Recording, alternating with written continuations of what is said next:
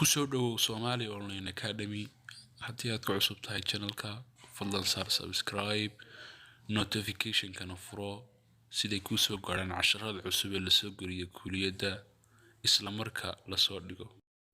Bismillahirrahmanirrahim. Assalamu alaikum warahmatullahi wabarakatuh. Our lesson is about today, lesson 23, Somaliland recognition.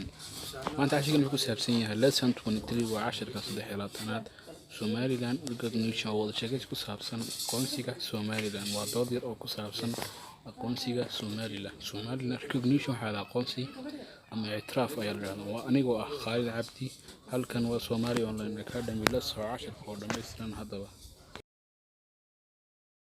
ma u baahnayd barashada luqadda Ingiriisiga ma heli weyday chance aad ku tagto iskuul ama fasal haddaba waxaan ku diyaarinay hal cusub oo ah barashada luqadda Ingiriisiga adiga oo jooga gurigaaga haddii aad danaynayso nagala soo xiriir WhatsApp nambarka shaashada ku qoran. maanta waxaan qaadanaynaa cashar ku saabsan Somali recognition aqoonsiga Somaliland. marka qofka koowaad ba qaadanay wada sheekaysiga wuxuu yiri Somaliland broke away from rest of Somalia in 1991 still they don't have any recognition. Why? Somalia xagooda Soomaaliya 1991 ilaa haddana ma hayso wax aqoonsiya ee maxaa dhacay.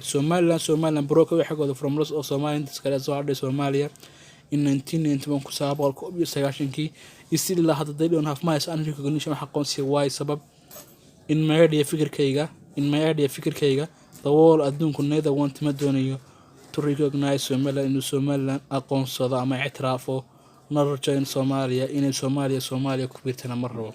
in my idea fikirkayga the whole adduunku neither want ma doonayo to recognize aqoonsado Somaliland narrajoin Soomaaliya inay Soomaaliya ku biirtana ma rabo. labada midna ma rabo weeyaan.